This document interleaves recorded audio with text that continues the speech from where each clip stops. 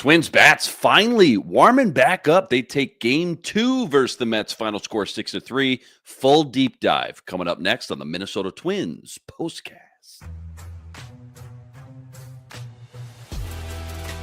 This is the Twins postcast. Your instant game reaction for the Minnesota Twins. Part of the Locked On Podcast Network. Your team every day. Snazzy little intro we got there. I like that. What's going on? Back in the lab, back at it. Another Twins postcast right here on the Locked On Sports Minnesota Network. Your team every day. Luke Inman at Luke_Spinman. That's the man, CJ Baumgartner. Follow him on X at BombCJ30. Twins expert, by the way, over at Zone Coverage, MN.com. Twins bats, man, finally woke up, gave their pitchers some run support. I mean, I felt bad for the hitters. I felt worse for the pitchers, man, trying their best and not getting any run support. Is this a sign, you think, CJ, for things to come, or still not holding your breath here? Taking it one game at a time, I think, is the biggest thing. Just considering how things have gone so far, this is a step in the right direction. And like you said, the pitchers have been putting it all out there, and the hitters have basically been doing nothing. And for them to come out this way and not just get an early lead or not just like tie the game up, but to keep adding on all the way throughout the game was really important. And it's a good development.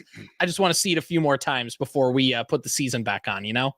Yeah, fair enough, for sure. Nobody holding their breath at this point. Lots to get into, including, again, Twins bats starting to wake up. 6 runs, watch out. Plus, Bailey Ober's nice day on the mound as well. But first, quick reminder, tonight's episode brought to us by Game Time. Game Time, download the Game Time app, create an account, use code LOCKEDONMLB for $20 off your first purchase. All right, so again, Twins reeling to start the year, 5-12, right? 7 games below 500, heading into game 2 tonight versus the New York Mets. Bailey Ober on the mound, not the problem today. 6 1/3 innings of work, 5 hits, 3 earned runs, 5 Ks, no walks. But, you know, unlike Joe Ryan last night, who me and Sweet Lou talked about, Bailey Ober actually got some run support, which, I mean, that was a sight for sore eyes, let me tell you. Harrison Bader in the 9-hole tonight, 3 for 4 with a ribby. He also scored a run on an error earlier in the game. Ed Julian, Ty France, both with some clutch RBIs. And then Brooks Lee showing off some power with his first home run of the year as well in the 7th inning. So they did it. Twins finally win another game. Final score again, 6-3. They move back up to 6-12 on the year. Why don't you just start with your biggest takeaways, kind of your A topics, I guess. What stuck out the most from tonight's game?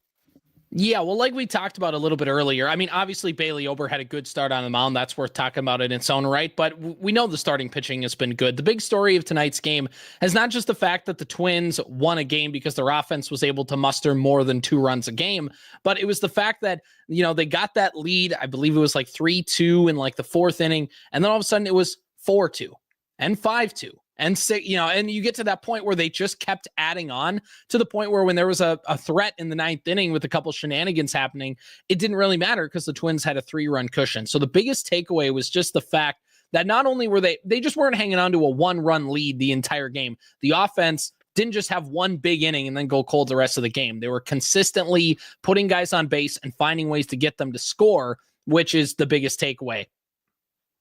You know, they scored, to your point, they scored runs in the 3rd inning, 4th inning, 5th inning, 6th inning, and 7th inning tonight. That's got to be a record this year for them. I would love somebody to look up that stat just to know how many consecutive innings they have scored runs this year, because, you know, on a night like tonight, when you score a run, and given, yeah, sure, 1 run, I don't care. If you're scoring runs, though, every inning, 5 straight innings for the Twins like they did tonight, good things usually happen. Let's get into the biggest turning point from tonight's game. Time to reveal where the game was won or lost. It's the turning point. Biggest turning point in this one, CJ, when was it and why? And again, I feel like this one's going to be a little bit tougher tonight because there wasn't that big 3-run swing at any point in this one. Just slow but steady tacking on those runs. Yeah, you know, like you said, I think the turning point kind of comes in the fact that they just, again, to go back to this point, because it's been so critical for the Twins so far this season. Usually when their offense has scored, it's been one big inning, and then they just kind of go cold the rest of the game. The turning point was the fact that when they got the lead, they didn't just go away. they kept coming back and coming back. So it's not like a singular moment of this specific at bat, but I think it's just the totality of the bats didn't quit tonight. And yeah, they didn't hang up a 10 spot, but we'll take what we can get. It's the fact that they were just able to consistently put together good at bats and reward themselves by scoring runs. The turning point was just the fact that the offense didn't quit throughout the game. Yeah, well said there. Bailey Ober, too. We touched on this, but he was strong today, man. 6 1/3 innings, 5 hits, 3 earned runs, no walks, 5 Ks. He did all that, too, on just 77 pitches, which was kind of nice to see. How's his stock or trajectory pointing right now? And also, can the strength of this team, I guess, still be the starting pitching, even with Pablo Lopez on that 15-day IL right now? Yeah, for Bailey Ober's stock, obviously the first year where he just got shelled in St. Louis was not good. But since then, he's really been able to bounce back and just put together quality starts. And when he leaves the game, the Twins are either winning or at least in a position to take the lead back. And I think Bailey Ober has done that this year. And that's kind of always been his mantra. He doesn't wow you with much outside of his height. He just kind of consistently puts together a 5-6 inning performance where he allows 3 or less runs. And every time he comes off the mound, you're in position to win the game. And that's kind of what the Twins are going to have to do up until the offense starts scoring. I think the Twins bullpen is ranked in ERA as like top 3 in baseball. The bullpen is fine. The starting rotation is kind of going to be what's going to power this unit. Even with Pablo Lopez out, we've seen David Festa make some starts here in his absence and look good. And in fact, Zebby Matthews today in AAA had another outing today where he had 5 innings, 1 run ball, 7 strikeouts. Like, there is some depth in that starting pitching. Obviously, you lose the high end with Pablo Lopez, but just out like on a consistent night-to-night basis, do you just like we've all seen Twins pitching over the last, however long, where every 5th day there's some guy that comes out on the mound and you're like, man, if this guy can just not give up 8 runs and get chased in the 3rd inning, like we're going to be okay. And there's nobody on that on the Twins rotation. Everybody you go out there, you expect 5 solid innings from. And so if the Twins are going to get pulled back in it, the lineup is going to need to pick itself up, but the margin that they need to pick themselves up isn't that high, considering the starting pitching is good enough to kind of make up for some of that flaw.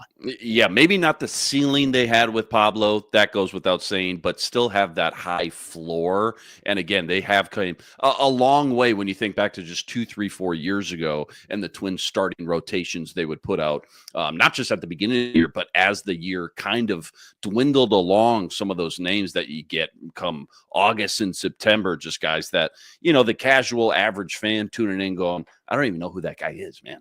So that's nice to see. By the way, back-to-back games for the Twins starters between Joe Ryan and Bailey Ober tonight, 0 walks combined by both of them. Plenty more deep dive from this one. Should touch on the Twins' low attendance numbers, only 10K last night. That's all coming up right after this. Quick reminder, tonight's episode brought to us by FanDuel. FanDuel, America's #1 sportsbook, an official sportsbook partner of the MLB. Right now, FanDuel is giving you a chance at a huge return, $200 in bonus bets, guaranteed if you win your first $5 wager. Why I love FanDuel, when you get the hunch in the middle of the game, you go check out the latest stats. You can view live play-by-play and so much more, all on the same page where you're placing your bets. Again, $200 in bonus bets, guaranteed if you win your first $5 bet. Go check it all out over at FanDuel.com. Get in some MLB future action while you're there. Twins plus 270 right now to win the AL Central. Still feels wide open at this point, less than 20 games into the season. It's all sitting up over at FanDuel.com. Again, check it all out over at FanDuel.com and get $200 in bonus bets guaranteed if you hit your first $5 wager. FanDuel, America's #1 sportsbook, an official sportsbook partner of the MLB. Nerdy stat of the daytime. You got any crazy stat, fun analytic, Twins related? Yeah, this kind of this is just an aside. It's not necessarily any big thing about the game, but Harrison Bader, and I believe it was his final at bat of the game, one where he lined it to Lindor and it went off his glove. And I know they were talking about, is it because of the cold? Is it because of whatever? Why he wasn't quite able to squeeze that? I have the answer. According to StatCast, Harrison Bader hit that line drive to Lindor at shortstop off the bat at 106.6 miles per hour. He didn't catch it because that thing nearly burned through his glove. That's what we call a missile. This is the Locked On Player of the Game. A perfect segue. I don't know if you're going to go Harrison Bader for this or not, but MVP of the game, CJ, who was it and why? I think you do have to go Bailey Ober, just if you consider the totality. You could give it to somebody like Buxton, who had a nice game, got a couple hits, stole a couple bases.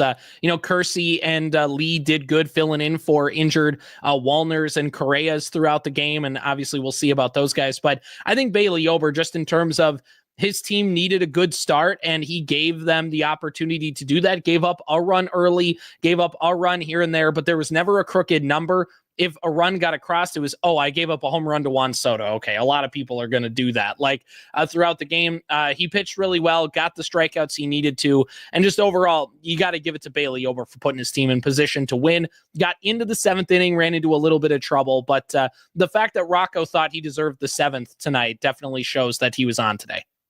I brought this up to Sweet Lou last night. Just want your quick 2 cents on it. ESPN came out with a ranking yesterday of the most watchable teams, just as far as excitement goes. Twins ranked 27th, bottom 4. Obviously, I'm not going to read you the whole blurb, but do you think that's fair?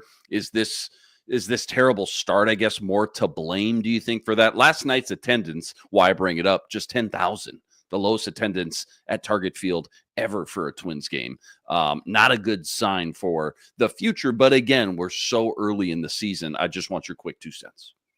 Yeah, I mean, it makes sense considering that the Twins, Royce Lewis is kind of if you're looking throughout baseball, Royce Lewis is the most likable star. Carlos Correa kind of has the Astros thing taint him. Byron Buxton's got the injury history. And Royce Lewis kind of with the playoff success and all that kind of got seen as the Twins' most kind of marketable star. When he's hurt, kind of it's not really a great watch. And whether it's a Twins fan or whether it's nationally, but also just the fact of the offense stinks. And it's really in any sport, I understand the Twins play, their pitching is really good, and that's important as well. But in other sports too, if your defense is good / okay, or you don't allow a ton of points, but at the same time you don't score a ton either, if you're just talking about excitement, entertainment level, the Twins right now aren't it, because even though their pitching is efficient, there's not a guy striking out 15 every night, not Santana in his prime, and there's just nobody. Again, there's not that marketable star that everybody's like, we have to watch this guy at the ballpark because he's on the injured list right now. They've become like the Cleveland Browns, right, of the MLB. Okay, solid defense. You got that one stud in Myles Garrett everybody knows of, but it's always cold right now. Nobody wants to play outside. And again, offensively, just don't have those fireworks that most people like to pay their hard-earned money for, I guess, and go sit again at a baseball stadium outside that's about 46 degrees and windy. Don't go anywhere. Quick preview. Game 3 tomorrow. David Festa on the mound making his first start. That's all coming up right after this. Quick reminder, tonight's episode brought to us by Prize Picks. Prize Picks, America's #1 fantasy sports app, now with more than 10 million members to date. And for me and my money, it's just by far the easiest. It's the most exciting way to get in on all the action while you watch your favorite sports and you watch your favorite players. So simple. All you got to do, you pick more or less on 2 or more players' stats, watch the winnings roll in. Baseball season officially here. So whether it's strikeouts, RBIs, home runs, stolen bases, you name it, they got it. Take your pick on more or less. Add them to your Prize Picks entry today. Plus, they now offer Apple Pay, quick and easy deposits into your account all season long. Download the Prize Picks app. Use code LOCKEDONMLB for $50 instantly with any $5 wager.